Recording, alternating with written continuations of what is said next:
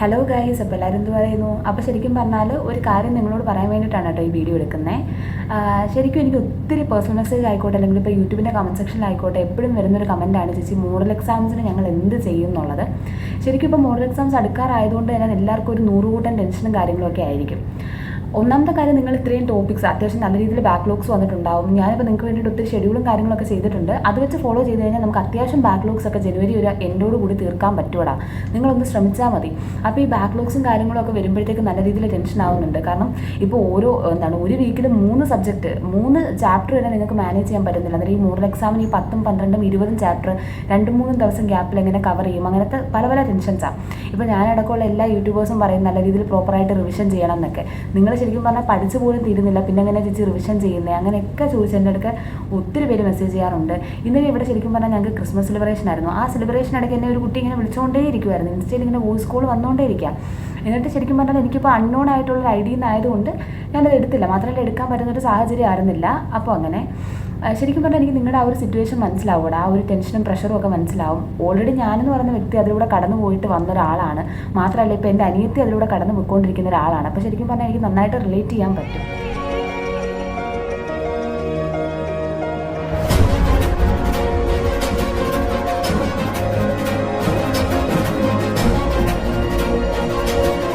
കാര്യം മനസ്സിലാക്കുക. നമ്മുടെ ഇപ്പോൾ 11ലെയും 12ലെയും നമ്മുടെ ആ ഒരു എക്സാം പോലെ, പബ്ലിക് എക്സാം പോലെ നിങ്ങൾക്ക് ഫുൾ ചാപ്റ്ററും ഫുൾ ടോപ്പിക്സും കവർ ചെയ്തിട്ട് പോയി എക്സാം എഴുതാനായിട്ട് നീറ്റിന് പറ്റത്തില്ല. കാരണം നിങ്ങൾ എത്രത്തോളം പഠിച്ചു കഴിഞ്ഞാലും എവിടെയെങ്കിലും ഒരു ഏരിയ നിങ്ങൾ പഠിക്കാത്തതായിട്ടുണ്ടാവും.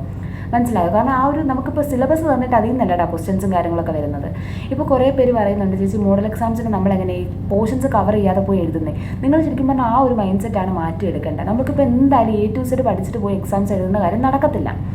അപ്പോൾ നമ്മൾ മാക്സിമം പഠിച്ച് കവർ ചെയ്തിട്ട് പോയി എഴുതുക എന്നുള്ളൊരിതേ പറ്റത്തുള്ളൂ. ഇപ്പം ഞാൻ പറയട്ടെ, നിങ്ങൾ ഇപ്പോൾ ഒരു എക്സാം ഇന്നിപ്പോൾ തിങ്കളാഴ്ചയാണെന്ന് വെച്ചോ. നിങ്ങൾക്ക് ഈ ബുധനാഴ്ച ഒരു എക്സാം ഉണ്ട്. അതിന് ശരിക്കും പറഞ്ഞാൽ ഈ തിങ്കളും ചൊവ്വയും നിങ്ങൾ നല്ല രീതിയിൽ ആ ഒരു എക്സാം അടുത്തിരിക്കുന്നതുകൊണ്ട് തന്നെ നല്ല രീതിയിൽ പഠിക്കും. മനസ്സിലായോ? അതേസമയം ചിലപ്പോൾ ഈ വെള്ളി, ശനി, ഞായർ ദിവസങ്ങളിലൊക്കെ അത്യാവശ്യം ഒരു സ്ലോ ആയിരിക്കും. അത് നമ്മുടെ കുറ്റമല്ല. ശരിക്കും പറഞ്ഞാൽ നമുക്ക് ആ ഒരു എക്സാം അടുത്തിരിക്കുമ്പോഴാണ് നമുക്ക് ആ ഒരു നന്നായിട്ടൊരു ത്വര വരുന്നത്. ശരിക്കും പറഞ്ഞാൽ ഈ മോഡൽ എക്സാമിന് 3 ദിവസം ഗ്യാപ്പിൽ ഈ 19 ചാപ്റ്റർ വരുമ്പോഴത്തേക്കും നിങ്ങൾ ശരിക്കും പറഞ്ഞാൽ ഒരു മിനിമം ഒരു 6 ചാപ്റ്ററെങ്കിലും പഠിക്കുവാടാ. നിങ്ങൾ അല്ലാതെ ഒരു സമയം എടുത്താണ് പഠിക്കുന്നതെന്നുണ്ടെങ്കിൽ നിങ്ങൾ എന്തായാലും ഒരു 3 ദിവസം കൊണ്ട് 6 ചാപ്റ്റർ ഒന്നും ചിലപ്പോൾ പഠിച്ച് കവർ ചെയ്യാനായിട്ട് പോകുന്നില്ല. നിങ്ങൾ 6 അല്ല, ചിലപ്പോൾ ഒരു 7, 8, 9 ചാപ്റ്റർ വരെ ഈ 3 ദിവസം ഗ്യാപ്പിൽ നിങ്ങൾ പഠിക്കും. ശരിക്കും പറഞ്ഞാൽ അതാണ് വേണ്ടത്. നമ്മൾ എല്ലാ ചാപ്റ്ററിലെയും ഒരു ഓവറോൾ ഐഡിയ ഉണ്ടാക്കിയെടുക്കുക. അല്ലാതെ ആ ഒരു ചാപ്റ്ററിൽ A to Z കാര്യങ്ങളെ പഠിച്ചിട്ട് ഞാൻ നീറ്റിന് പോകുള്ളൂ എന്ന് വാശി പിടിക്കാനായിട്ട് പറ്റത്തില്ല. അങ്ങനെ വാശി പിടിച്ചാലുള്ളൊരു പ്രശ്നം എന്ന് വെച്ച് കഴിഞ്ഞാൽ, ഇപ്പോൾ നിങ്ങൾ ഫുൾ ടോപ്പിക്സ് കവർ ചെയ്തിട്ട് നിങ്ങൾ എക്സാം എഴുതാനായിട്ട് വെയിറ്റ് ചെയ്ത് കഴിഞ്ഞാൽ കുറേ എക്സാം ഇങ്ങനെ നിങ്ങൾക്ക് പോകും.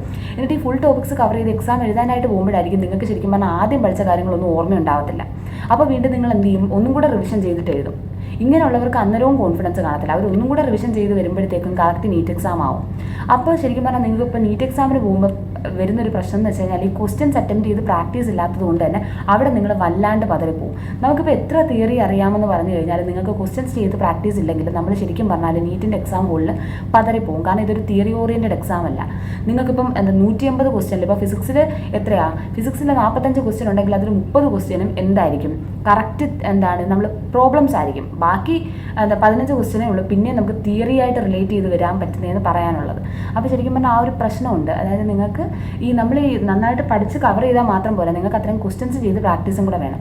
അപ്പോൾ ശരിക്കും പറഞ്ഞാൽ നിങ്ങൾക്ക് ഈ മോഡൽ എക്സാമിനിടയ്ക്ക്, എനിക്കറിയാം നിങ്ങൾക്ക് അത്യാവശ്യം ബാക്ക്ലോഗ്സും കാര്യങ്ങളും ഉണ്ട്. നിങ്ങൾ ഈ മോഡൽ എക്സാമിന് ഒരു 3 ദിവസം ഗ്യാപ്പിൽ നിങ്ങൾ മാക്സിമം എഫേർട്ട് ഇട്ട് പറ്റുന്നത്രയും കവർ ചെയ്യുക. A to Z കവർ ചെയ്യാൻ പറ്റിയില്ലെങ്കിൽ നിങ്ങൾക്ക് ഏകദേശം ആ ഒരു 9 ചാപ്റ്റർ നിങ്ങൾ പഠിക്കുന്നുണ്ടെങ്കിൽ ആ 9 ചാപ്റ്ററിൽ ഏറെക്കുറെ കുറച്ച് കാര്യങ്ങൾ അറിയാം.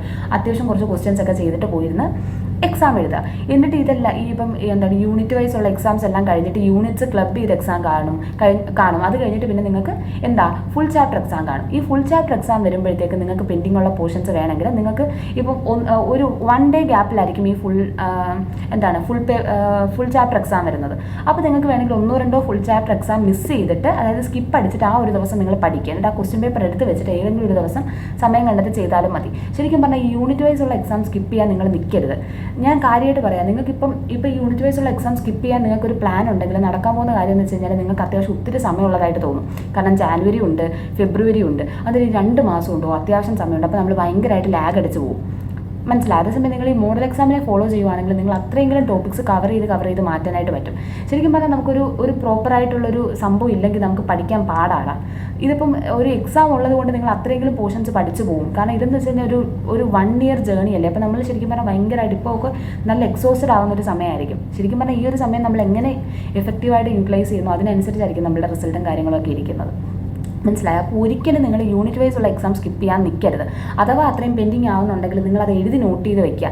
എവിടെയെങ്കിലും ഒന്ന് നോട്ട് ചെയ്ത് വെക്കുക എത്ര ചാപ്റ്റേഴ്സ് പെൻഡിങ് ആയി എന്നുള്ളത്. എന്നിട്ട് ഈ ഫുൾ ചാപ്റ്റർ എക്സാം വരുമ്പോഴത്തേക്കും ഒന്നിരാടം നമ്മളിപ്പോൾ ഓരോ ദിവസം ഗ്യാപ്പിലായിരിക്കും ഫുൾ ചാപ്റ്റർ എക്സാം വരുന്നത്. അന്നേരം വേണമെങ്കിൽ നിങ്ങൾ 2-3 ഫുൾ ചാപ്റ്റർ എക്സാം സ്കിപ്പ് ചെയ്തിട്ട് ആ ഒരു 3 ദിവസം അടുപ്പിച്ചിരുന്ന് നിങ്ങൾ പെൻഡിങ് ആയിട്ടുള്ള ചാപ്റ്റേഴ്സും കാര്യങ്ങളൊക്കെ പഠിക്കുക.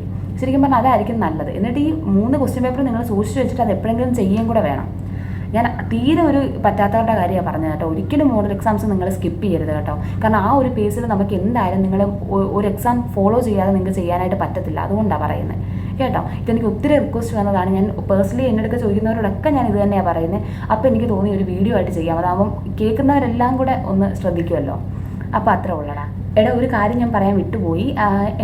ഞാൻ നേരത്തെ ഒരു BAMSൻ്റെ ഒരു വീഡിയോ ചെയ്തിട്ടുണ്ടായിരുന്നു. അതായത് SC/ST OBC കാറ്റഗറിയിലുള്ളവർക്ക് 86 മാർക്ക് ഉണ്ടെങ്കിൽ കേരളത്തിലെ സെൽഫ് ഫിനാൻസിങ് BAMS കോളേജുകളിൽ സീറ്റ് കിട്ടും. അവർക്ക് കോഴ്സ് ഫീയും ഇല്ല, ട്യൂഷൻ ഫീയും ഇല്ല, ഹോസ്റ്റൽ ഫീയും ഇല്ല, ഫുൾ ഫീസ് ഫ്രീ ആയിട്ട് പഠിക്കാൻ പറ്റും. അതുപോലെ തന്നെ ജനറൽ കാറ്റഗറിയിലുള്ളവർക്കാണെങ്കിൽ 112 മാർക്ക് ഉണ്ടെങ്കിൽ നിങ്ങൾക്ക് BAMSന് സീറ്റ് കിട്ടും. അതിപ്പോൾ ഈ ലാസ്റ്റ് റൗണ്ട് ആയതുകൊണ്ട് അത്യാവശ്യം കുറച്ച് സീറ്റ് ഫില്ലാവാനുള്ളത് കൊണ്ട് തന്നെ നിങ്ങൾക്ക് 50% ഡിസ്കൗണ്ടും കാര്യങ്ങളും കിട്ടും എന്നൊക്കെ ഉള്ള ഒരു കാര്യം ചെയ്തിട്ടുണ്ടായിരുന്നു. അപ്പം ശരിക്കും പറഞ്ഞാൽ അതിന് 21 ഒക്ടോബർ വരെ എന്തോ സമയം ഉണ്ടായിരുന്നുള്ളൂ. അത് പിന്നെ നവംബറിലോട്ട് കുറച്ച് എക്സ്റ്റെൻഡ് ആയി. അപ്പോഴും ഞാനൊരു വീഡിയോ ഇട്ടിട്ടുണ്ടായിരുന്നു. അന്നേരം ആ ഒരു ഡേറ്റ് കഴിഞ്ഞതിന് ശേഷം എനിക്ക് ഒത്തിരി പേര് മെസ്സേജ് ചെയ്തിട്ടുണ്ടായിരുന്നു, ചേച്ചി ഇനി പറ്റുമോ എന്നുള്ളത്. അപ്പം അതാ പറയുന്നത്, ഇനി ഒരു അവസരവും കൂടെ ഉണ്ട്. നമുക്ക് 23rd വരെ സമയമുണ്ട്. അപ്പോൾ ഇൻട്രസ്റ്റ് ഉള്ളവർ താഴെ കാണുന്ന നമ്പറിൽ മെസ്സേജ് ചെയ്യാം കേട്ടോ. എന്തായാലും എൻ്റെ ഈ വീഡിയോ കണ്ടിട്ട് 2 കുട്ടികൾ അഡ്മിഷൻ എടുത്തിട്ടുണ്ടായിരുന്നു. അപ്പോൾ അവരെ 2 പേരും ഹാപ്പി ആയിട്ട് ഷൊർണൂറിലുള്ളൊരു സെൽഫ് ഫിനാൻസിങ് കോളേജിൽ പഠിക്കുന്നുണ്ട് കേട്ടോ. 2 പേരും SC കാറ്റഗറിയിൽ പെട്ട കുട്ടികളാണ്. അപ്പം എന്തായാലും 2 പേർക്കും ഫീസും കാര്യങ്ങളൊന്നും ഇല്ല. അപ്പോൾ അവരുടെ ഒരു ഫീഡ്ബാക്ക് പോലുള്ളൊരു വീഡിയോ ഞാൻ ചെയ്യാം. കാരണം നിങ്ങൾക്ക് ആ വീഡിയോ കാണുമ്പോഴായിരിക്കും അത്രയും ആ ഒരു ജെന്യൂനിറ്റി നന്നായിട്ട് മനസ്സിലാവുന്നത്. അപ്പോൾ അത്രേ ഉള്ളൂ. ടാറ്റാ. അപ്പോൾ എന്തായാലും ഫ്രഷായിട്ട് രജിസ്ട്രേഷൻ, അതായത് കീമിൽ ഇന്നേ വരെ രജിസ്റ്റർ ചെയ്തിട്ടില്ലാത്തവർക്ക് ഫ്രഷായിട്ട് രജിസ്റ്റർ ചെയ്യാനും ഫെസിലിറ്റീസ് ഉണ്ട്. അപ്പോൾ നിങ്ങൾക്കൊരു BAMS സീറ്റ് ആഗ്രഹം ഉണ്ടെന്നുണ്ടെങ്കിൽ ഈ നമ്പറിൽ വിളിക്കുക. SC/ST OBC കാറ്റഗറിയിലുള്ളവർക്ക് 86 മാർക്കും ജനറൽ കാറ്റഗറിയിലുള്ളവർക്ക് 115 മാർക്കുമാണേ, 112 മാർക്കുമാണേ. അപ്പോൾ അത്രേ ഉള്ളൂ. ടാറ്റാ.